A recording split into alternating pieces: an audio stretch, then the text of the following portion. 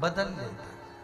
तिलक भी लगाएगा, त्रिपुंड भी लगाएगा, माला भी पहनेगा, स्मरण भी करेगा, हर हर नमः शिवाय कहकर जल भी चढ़ाएगा, धतूरा भी चढ़ाएगा, सब कुछ समर्पित करेगा। पर जब तक वो मेरी चौखट में प्रवेश करता है तब वो धर्मात्मा बनकर प्रवेश करता है। वो नंदी के पास जब खड़ा होता है, इंतजार करता है अपनी वारी का, जल चढ़ाने का, पूजन करने का, अर्चना करने का, स्मरण करने का, जब इंतजार करता है तो उसके मन में क्या चल रहा होता है वो नंदी सुन लेता है। फिर नंदी मुझे कहता है, जब हम भ्रमण को जाते हैं तब नंदी कहता है, भगवान शंकर, पार्वती जी तो कहती हैं कि इनके रुक जाइए, तो रोज बेचारा मंदिर आता था, रोज शंकर जी के मंदिर आता है, रोज दिया लगाता है, रोज अगरबत्ती लगाता है, भोलेनाथ चलो इसके चलते हैं। नंदी कहता है बिल्कुल नहीं। शंकर जी पूछते हैं, नंदी ये तो तिलक लगाता है, कहो ये तो बढ़िया भजन करता है, खूब देर बैठ के भगवान का कीर्तन भी करता है, खूब देर खूब दान भी करता, पुण्य भी करता, सत्कर्म भी करता, और खूब अगरबत्ती लेके 2 घंटे तक घुमाता भी है, धूप बत्ती भी लगाता है, घी का दिया भी लगाता है, कभी कभी तेल का भी लाता है। तो फिर शंकर भगवान बोले तू मना क्यों कर रहा है इसके घर जाने के लिए? भगवान नंदी कहता है, महाराज जितनी देर तक ये मां खड़ा रहता है मैं इसके मन की वृत्ति को जानता हूं, अंदर से कुड़ता रहता है। देखा? फिर किसी को देखेगा 1 घंटे तक खड़ा है, बताओ उठ ही नहीं रिया, पानी चढ़ा रिया अभी तक, 1 घंटे से दिया लेके बैठा है, हम भी तो खड़े हैं लाइन में।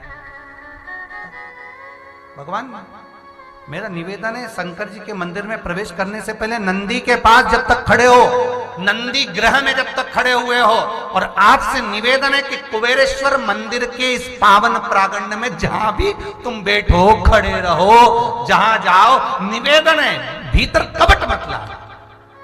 ये चारों तरफ ही नंदी है और कुछ तो गौशाला में ही है।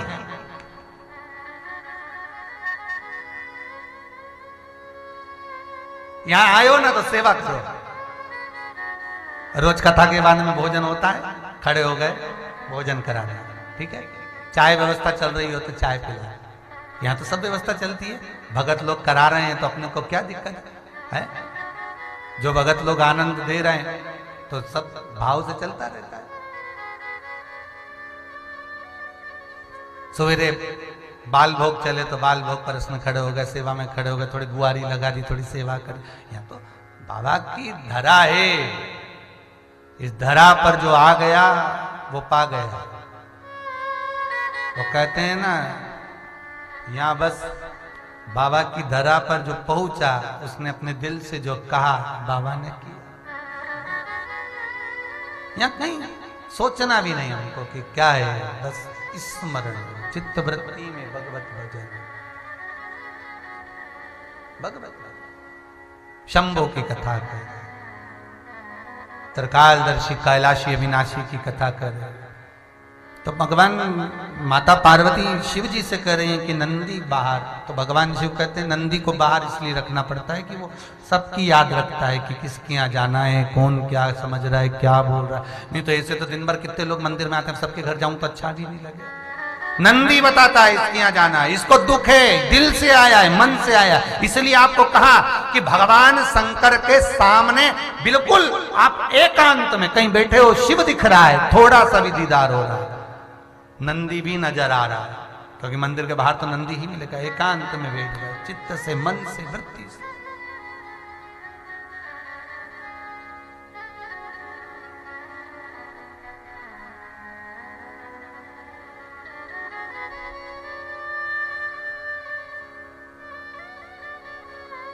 ये सालासर बालाजी कथा करा रहे हैं, पर जो मुंबई की माता जी जो कथा करा रहे हैं, जजमान कथा करा रहे हैं, इनका बहुत पहले से मन है, बहुत समय से इनका मन चल रहा है, पर बाबा ने करुणा अब करी, अब बोले बाबा की करा, कुछ श्रेष्ठ होने वाला होगा। बाबा उस समय पर करुणा, तो शिव की कथा कर रहे हैं कि ये अगर मांगेंगे तो मैं मांगू, ये दे तो सकते नहीं, लाओ जरा पात्र लाओ। शंकर जी बोले जरा पात्र लाइए। इंद्र ने कहा, इंद्रदेव बोले, भोलेनाथ जी, हे शंभु, हे शंकर, हे त्रिकालदर्शी, हे शिव, आपको मालूम है इस पात्र में क्या है? शंकर भगवान बोले, तुम्हारा चेहरा देखकर समझ गए हो। सास जब चाय बनाने की बोलती है और दूध फट जाता है तो बहू का चेहरा बता देता है कि बेचारी कैसी बनाई हो। बोलना नहीं है, चेहरा सब बता देता।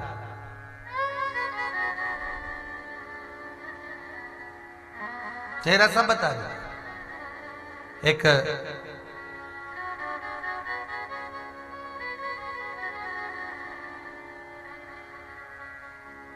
जमाई पहली बार घर आया ससुराल। जब जमाई पहली बार ससुराल आया तो बेटी को लेने के लिए आया था, तो सास ने सोचा बनाए तो बनाए क्या, तो उसने बैंगन की सब्जी बना दी। अब उसको बैंगन की सब्जी पसंद नहीं थी। सब्जी भी एक बैंगन की जो थाली में रखी सूखी, इसको बिल्कुल पसंद नहीं, और थाली में तो इतना चढ़ जाए है, वो तब ससुराल में क्या बोले बेचारा। तो उसने कहा बंद तो गई बैंगन की सब्जी, अब एक काम करता हूं कि सबसे पहले थाली में से बैंगन हटा देता हूं। ये बैंगन की सब्जी अगर एक बार खा गया फिर दूसरी बार लूंगा ही नहीं। अब इसने एक ही गासे में एक रोटी का टुकड़ा तोड़ा और सबसे पहले बैंगन की सब्जी को लपेट के और निपटा दिया। अब बैंगन की सब्जी खा गया तो इतने में साला दौड़ के अंदर गया, मम्मी जीजा जी को बैंगन की सब्जी इतनी अच्छी लगी। अब वो गया तो इतने में सास बोली, बेटा अब अपने जीजा जी कितने सीधे साधे तेरे, बता जीजा इतना सीधा मिलेगा? सारी मिठाई छोड़ के गुलाब जामुन, इमरती, भजिया, दही बड़ा, पकौड़ा, जलेबी सब छोड़ के बैंगन खाया, जा रख के और कटोरी में ले गया। जीजा जी, जी बोले नीचे नीचे। अरे कैसे नीचे जिया जी? हाँ हमें क्या मालूम था कि बैंगन की सब्जी इतनी अच्छी लगे आपको, नहीं तो भजिया भी बैंगन का अंदर। कटोरी डाल के अब जीजा ने सोचा बताओ बैंगन की सब्जी फिर धर दी। भगवान मेरे को तो घबराहट है बैंगन से, जब तक ये थाली में रहेगी मैं भोजन नहीं भाएगा। इसने फिर लिया ने रोटी का टुकड़ा ने फिर बैंगन की सब्जी खा दी कि पहले ये बैंगन समाप्त करो, इसके बाद दूसरी चीज खाऊंगा। गुलाब जामुन धरी की धरी ने, इमरती, जलेबी, भजिया, पकौड़ा सब धरा और ये बैंगन की सब्जी। इतने में साली ने देख लिया, अंदर जाके मम्मी जीजा जी को बैंगन की सब्जी इतनी बढ़िया रखी, भैया रख के आया पूरी खा गए। इतने में सास बोली देख ले इतना सरल दामाद मिला मेरे को, भगवान की कृपा है, ले जा तू बैंगन की सब्जी देखिए जा। अपने यहाँ कोई बैंगन की सब्जी कम है, ले जा, अपन सब नहीं खाएंगे पर जमाई को जरूर खिलाएंगे।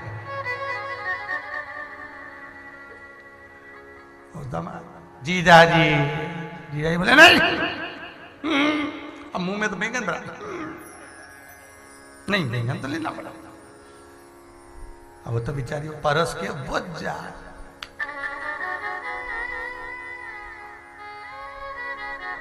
ससुर जी आ गए, इसने कहा बैंगन फिर रख गई। अब गुलाब जामुन, दही बड़ा सब बाद में खाऊं, पहले तो बेचारा फिर खा गया। सास ने अपने पति को आवाज दिया, सुनो इधर आओ, मेरे को क्या मालूम था तुम जो बैंगन लेके आए जमाई को इतना अच्छा लगेगा। देखो उनकी थाली में बैंगन है क्या? नहीं है, लेके जाओ। ससुर कटोरी में बेटा, हाँ पिताजी, नीचे हमारे हाथ में कोई कांटे लगे? साले से ले लिया, साली से ले लिया, हमसे रख दिया।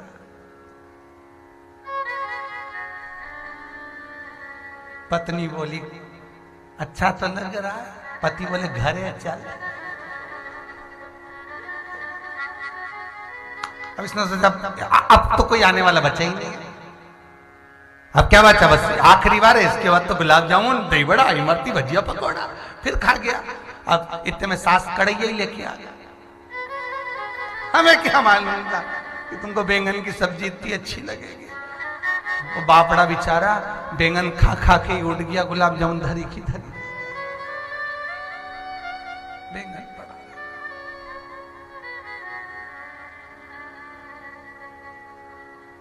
अब कई कई लोग कहते हैं भगवान शंकर को बेलपत्र बहुत प्रिय, भगवान शंकर को भांग प्रिय, भगवान शंकर को धतूरा प्रिय, भगवान शंकर को जल प्रिय, चढ़ाएगा। अरे कभी कभी शंकर भगवान से जाकर तो पूछो कि तुम्हें प्रिय क्या है।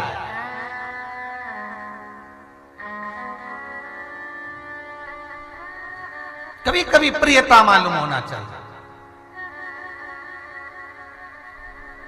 कि भगवान तुम्हें प्रिय क्या है। भगवान शिव भी कह देंगे बस तेरी चित्त वृत्ति, तेरा मन, तेरा दिल एक बार जब तू मेरे मंदिर में प्रवेश करे, चाहे नंदी घर में आए चाहे शिव घर में आए, वहां प्रवेश जब करे तो तेरी चित्त वृत्ति में ये मन में होना चाहिए कि मुझे शंकर को पाना है, शंकर को लेकर घर जाना है, मुझे शिव चाहिए।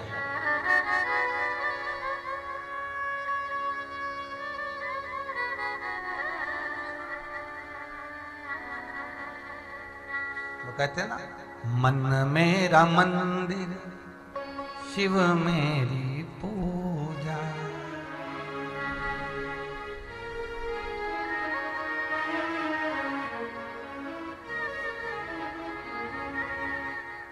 भगवान शिव जैसा कहा, शंकर जैसा। बस भगवान शिव ने कहा लाइए जरा ये कटोरा हमको दे दो, ये हम ले लेते हैं। भगवान तो देवता करें, इंद्र ने पूछा, बोले बाबा आपको मालूम है इसमें क्या है? शंकर भगवान बोले बोलने की जरूरत नहीं, तुम्हारा चेहरा बता रहा है, किसको क्या प्रिय है किसको क्या अप्रिय है, ये उसका चेहरा बता देता है, उसका स्वरूप बता देता है।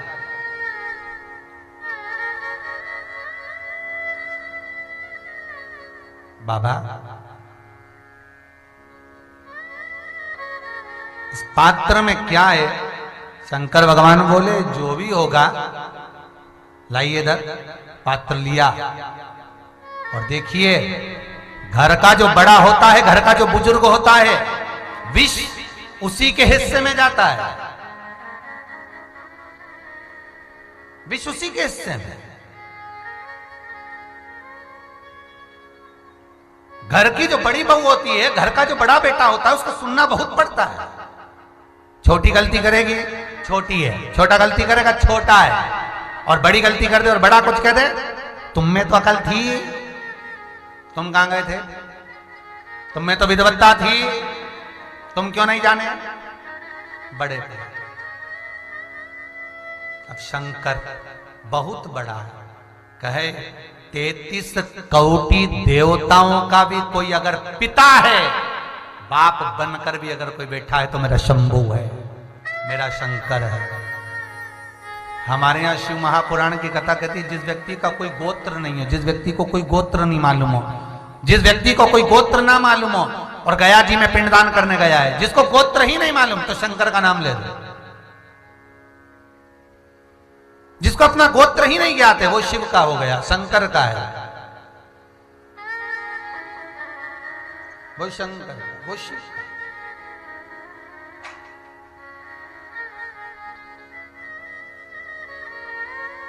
महाराज, और जो एक बार शिव का हो गया, शंकर उसका हो गया, कह दिया लाओ हमें दो।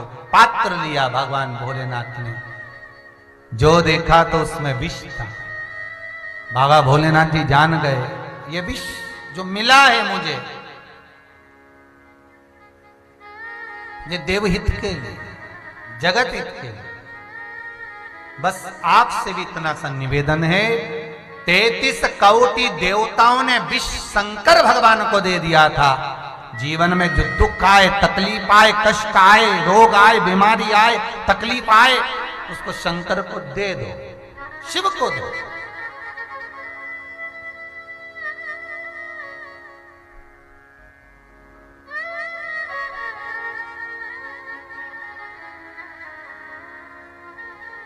शंकर को प्रदान करना। एक बहुत सरल सी बात है, बहुत सहज। महाराज,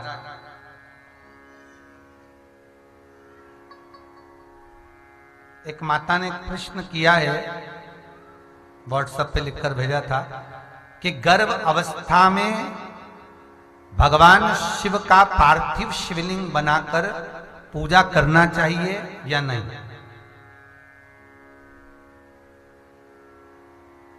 तो मेरा निवेदन है, बहन जिसने भी प्रश्न भेजा था उसको निवेदन है कि गर्भ अवस्था में भी भगवान शंकर, आप पहले तो यह है कि शिव का पार्थिव शिवलिंग अगर आप सोमवार की सोमवार बना रहे हो या प्रदोष की प्रदोष बना रहे हो या शिवरात्रि की शिवरात्रि हर महीने बना रहे हो, उसका विचार होना चाहिए। कई लोगों का नियम रहता है कि वो प्रतिदिन शिवलिंग का निर्माण करते हैं और प्रतिदिन पूजन करते हैं। तो उनसे निवेदन है जो प्रतिदिन शंकर का पार्थिव शिवलिंग का निर्माण कर रहे हैं, उनसे निवेदन है अगर आप प्रतिदिन पार्थिव शिवलिंग का निर्माण करते हो तो निर्माण करते समय बेलपत्री नीचे रखना जरूरी होता है। क्यों? जिससे प्रतिदिन आप पार्थिव शिवलिंग का निर्माण कर रहे हो तो नारी का बीच में 7 दिन 5 दिन का रजोधर्म भी आता है। जब हम बेलपत्री नीचे रखकर उस पर शिवलिंग का निर्माण करते हैं और देव शिवलिंग बनाने के बाद पूजन कर कर विसर्जन करते हैं, तो नारी जब 5 दिन 7 दिन रजोधर्म में रहती है तो वो शिवलिंग का जो निर्माण चलता आ रहा है वो खंडित नहीं माना जाता।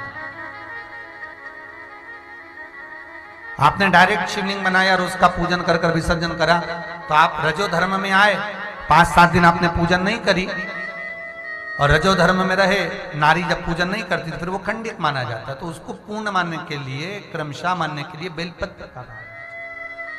और ध्यान दें, अगर प्रदोष के दिन, शिवरात्रि के दिन या सोमवार के दिन आप शिवलिंग बना रहे हो और गर्भस्थ भी हैं तो वो शिवलिंग का निर्माण आप कर सकते हैं। बाबा आपके ऊपर करुणा करेगा, पूजन कर सकते, शिव आराधना आप कर सकते। एक लिंग पुराण के अंतर्गत मालाओं का क्रम लिखा हुआ है कि लक्ष्मी को प्रसन्न करने के लिए हल्दी की माला, हल्दी की जो माला होती है, हल्दी की जो गांठ होती है, उसको पानी में गलाया जाता है, उसको धीरे धीरे काट कर घिस कर उसमें धागा प्रयोग कर माला बनाई जाती है, हल्दी की माला। भगवान नारायण को प्रसन्न करने के लिए तुलसी की माला, भगवान शिव को प्रसन्न करने के लिए रुद्राक्ष की माला, गौरी शंकर को, काल भैरव को,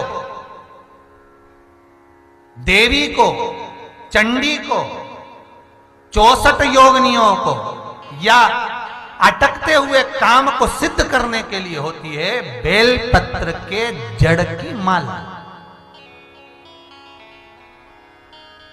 बेलपत्र का जो वृक्ष होता है, उस वृक्ष की जो जड़ होती है, उस जड़ की